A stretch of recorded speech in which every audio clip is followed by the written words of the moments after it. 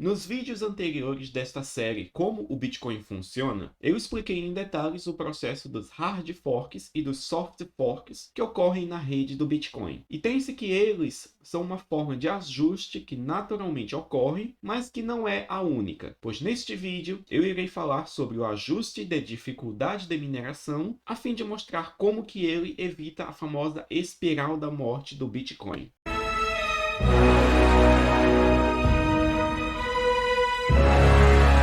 E saudações àqueles que nos assistem. Sejam bem-vindos ao canal da Climb Investimentos, uma empresa de consultoria dedicada a trazer o melhor conteúdo para você, investidor. Meu nome é Josué e eu sou analista de valores mobiliários. Por aqui nós falamos sobre economia, mercados e investimentos, tudo isso sobre uma perspectiva de internacionalização. Então, se você gosta desse tipo de conteúdo, já se inscreve aí no canal, deixe seu like no vídeo, aperte o sininho para receber as notificações sempre que sair um vídeo novo e compartilhe esse vídeo nas suas redes sociais. Porém, sem mais delongas, vamos ao vídeo. Este vídeo é parte de uma playlist detalhando o funcionamento do sistema do Bitcoin. Ao longo dela, nós vemos falando sobre coisas como o que é uma blockchain, como funciona a mineração, quais são as recompensas da mineração e vários outros detalhes. Portanto, se você não viu os vídeos anteriores, sugiro que você os assista através da playlist que eu irei deixar o link aqui no izinho. Conforme eu mencionei nos vídeos anteriores, o processo de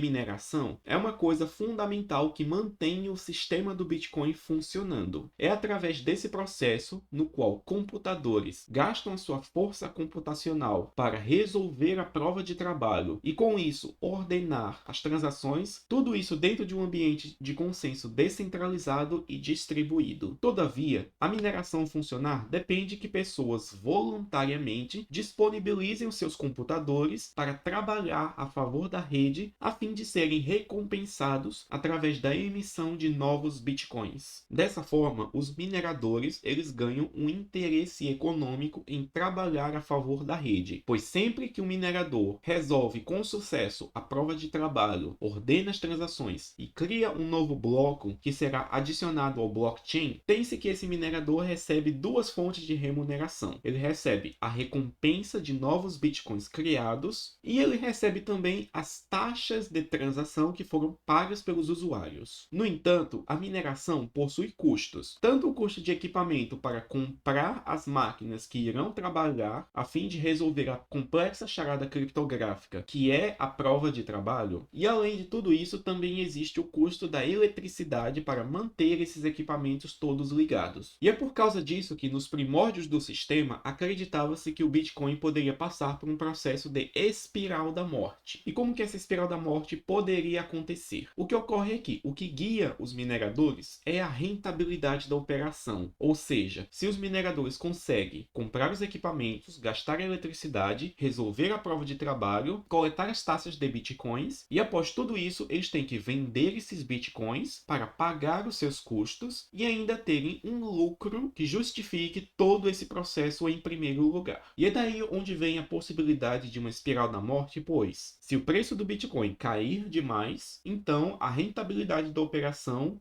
diminui. Com a rentabilidade caindo, os mineradores passam a tomar prejuízo e desligam suas máquinas para não terem mais os custos. Quando os mineradores desligam suas máquinas, o poder computacional da rede cai, o que faz com que as transações se tornem mais caras e mais demoradas. E isso faz com que menos pessoas queiram transacionar no Bitcoin. Com menos pessoas transacionando, tem-se que o preço tende a cair de novo, o que diminui ainda mais a rentabilidade da operação de mineração, o que faz com que mais mineradores queiram sair, o que faz com que o preço caia de novo, gerando um ciclo vicioso que poderia levar rapidamente o Bitcoin inteiro à falência. E o que ocorre é que a criadora do Bitcoin, Satoshi Nakamoto, certamente pensou nessa possibilidade. Tanto é que ela implementou um processo justamente para prevenir essa espiral da morte. Isso ocorre através do ajuste de dificuldade de mineração que ocorre na rede sempre que ocorre alguma variação relevante no poder computacional investido. investido. E o que ocorre é que a dificuldade de minerar um novo bloco, ou seja, a quantidade de esforço computacional que será necessário para resolver a prova de trabalho, não é constante ao redor do tempo. Ao invés disso, a dificuldade aumenta de acordo com o aumento do poder computacional. Ou seja, se muitos mineradores entrarem dentro do Bitcoin e começarem a minerar, o sistema vai automaticamente calibrar a dificuldade para mais. Isso acontecerá de forma que, após a entrada dos novos mineradores, o novo poder computacional adicionado se reflita em uma maior dificuldade para todos eles. Explicando isso de maneira um pouco mais técnica, o que acontece aqui? O Bitcoin ele é calibrado para que, em média, a cada 10 minutos, um novo bloco seja adicionado ao blockchain. E para que isso ocorra, é preciso que, em média, a cada 10 minutos, algum minerador da rede consiga resolver a prova de trabalho. Então, o que o sistema faz é monitorar o tempo médio de resolução de blocos e ele verifica se esse tempo médio está acima ou abaixo dos 10 minutos. Se o tempo médio em que os mineradores estão levando para minerar um bloco for menor do que 10 minutos, significa que a dificuldade está baixa, então o sistema aumenta ela. Do outro lado, se os mineradores estão demorando mais do que 10 minutos em média para minerar um bloco, então o sistema detecta isso e diminui a dificuldade. E ele faz isso através do chamado ajuste do número de zeros que vão no n bits do cabeçalho do bloco. Calma, gente, eu disse que eu ia ficar técnico, mas calma, eu vou tentar explicar isso de uma forma melhor. Em vídeos anteriores, eu falei que cada bloco dentro do blockchain possui um cabeçalho que é composto por 6 elementos. Quem não entende isso muito afim, pode assistir o vídeo que eu irei deixar aqui no izinho. O que é importante saber é que um minerador ele tem a tarefa de pegar esses 6 elementos, organizar eles e aplicar a função SHA-256 em cima dele para poder gerar um resultado de processamento que possua um determinado número de zeros no seu início. E isso é algo que vocês podem ver através da imagem que segue aí na tela. Essa imagem que vocês veem aí, ela foi retirada do bloco Gênesis, ou seja, o primeiro bloco da história do Bitcoin que foi minerado há quase 13 anos atrás. E aí, logo no topo do bloco, vocês podem ver este número daqui que tem um monte de zeros e outros algarismos depois. E agora, contrastando com isso, segue aí na tela uma imagem do bloco de número 600.000. O que vocês podem ver aí no cabeçalho é que ele possui uma outra sequência de caracteres que também possui zeros no seu começo. Porém, a segunda sequência, retirada do bloco de número 600.000, possui muito mais zeros. Para título de comparação, o hash do bloco Gênesis possuía 8 zeros, enquanto que o hash do bloco 600.000 possuía 19 zeros. E o que ocorre é que é através dessa adição de zeros que o Bitcoin realiza o ajuste de dificuldade. Esse número de zeros que tem aí é a exigência do sistema, ou seja, uma solução da prova de trabalho só é considerada válida se ela possuir um número de zeros no seu início que seja igual ao n bits do cabeçalho do bloco. E é esse n bits que é mudado sempre que ocorre uma mudança de dificuldade de mineração. E o que ocorre é que uma função SHA-256 gera 2 elevado a 256 possibilidades diferentes. Porém, quando você vai exigindo mais zeros no começo, você restringe o número de soluções possíveis para a prova de trabalho, o que significa que os mineradores precisam gastar mais poder computacional para encontrar essa solução. Resumidamente muito, eu sei que está técnico pra caramba o vídeo, mas resumidamente, quando você exige mais zeros, você torna menos provável que alguém encontre uma solução, o que faz com que seja preciso despender mais poder computacional. E esse aumento que ocorreu do bloco 1 até o bloco de número 600.000, no qual o número de zeros saiu de 8 e foi para 19, representa um aumento brutal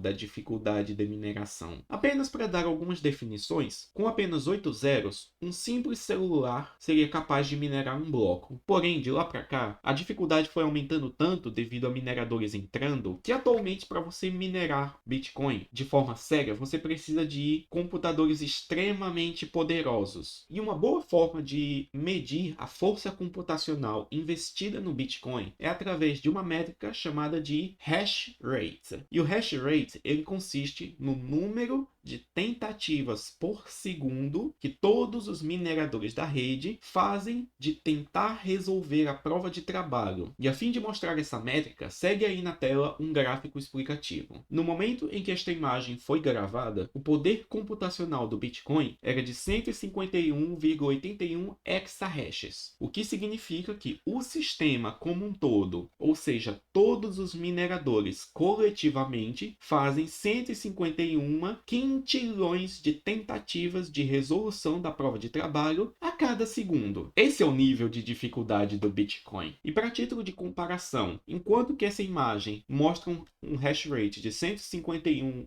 exahashes, ou seja, 151 quintilhões de tentativas por segundo, pense que nos princípios da rede, lá quando o Bitcoin foi criado, o hash rate total era cerca de 4,1 megahashes, ou seja, eram apenas 4,21 milhões de tentativas. E a partir daí que a gente vê o quão absurdamente aumentou o poder computacional, pois lá no começo eram 4,21 milhões e ao longo do tempo isso aumentou para 151 quintilhões. Isso é um aumento brutal de dificuldade. E o que ocorre é que o ajuste de dificuldade ele é automático e ocorre uma vez a cada 2016 blocos, o que resulta numa média de aproximadamente 2 semanas. E dentro desse intervalo de tempo, o sistema calcula o tempo médio de criação de um bloco e com base nele aumenta ou diminui a dificuldade de mineração. E é justamente esse ajuste de dificuldade que impede a espiral da morte do Bitcoin, pois num cenário catastrófico onde o preço caia muito, o que faz com que vários mineradores não sejam mais rentáveis em sua operação e por isso tenham que sair do sistema, numa ocasião dessas, o que ocorre é que a dificuldade de mineração iria cair, o que faria com que se tornasse mais fácil para os mineradores remanescentes seguirem minerando o Bitcoin. Dessa forma, sempre vai valer a pena para o minerador gastar seu poder computacional, o que faz com que o sistema sempre esteja funcionando, não importa o poder computacional investido nele. E de fato, nós temos um precedente histórico muito bom que mostra como que a espiral da morte não aconteceu. E isso pode ser visto através da imagem que segue aí na tela. Essa imagem mostra o hash rate do Bitcoin ao longo dos últimos meses. E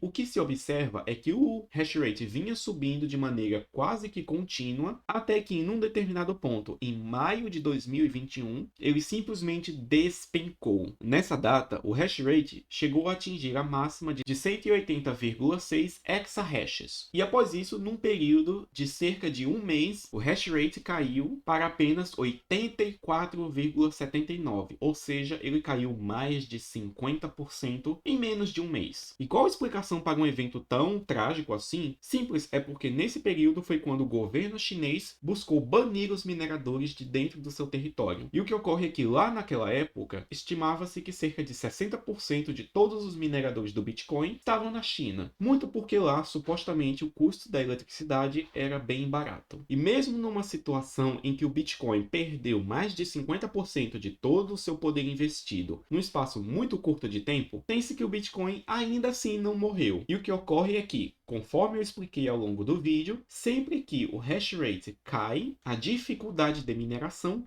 cai junto dele. Isso vocês podem ver através da imagem que segue aí na tela. Vocês podem observar que desde o dia 1º de maio, a dificuldade de mineração caiu 12,61%, depois ela chegou a aumentar bastante e depois sofreu uma série de várias quedas muito acentuadas na dificuldade. Foram 4 quedas no total. Na primeira, a dificuldade caiu 15,97%, depois 5,3%, depois 27,94% e por fim uma última queda de 4,81% de dificuldade. Ou seja, não tem mistério. O sistema do Bitcoin ele se ajusta. E isso também é uma coisa que demonstra a grande resiliência e até antifragilidade do Bitcoin. Pois tem-se que essa moeda foi simplesmente atacada pelo governo que controla a segunda maior economia do mundo. Ele sofreu uma queda brutal de poder computacional e mesmo assim o Bitcoin se recuperou e hoje segue aí firme e forte. Ou, como os membros da comunidade do Bitcoin dizem, o Bitcoin morreu, mas está passando bem. No entanto, o ajuste de dificuldade é apenas um dos vários mecanismos engenhosos que o Bitcoin utiliza para poder se manter funcionando. E tem-se que o outro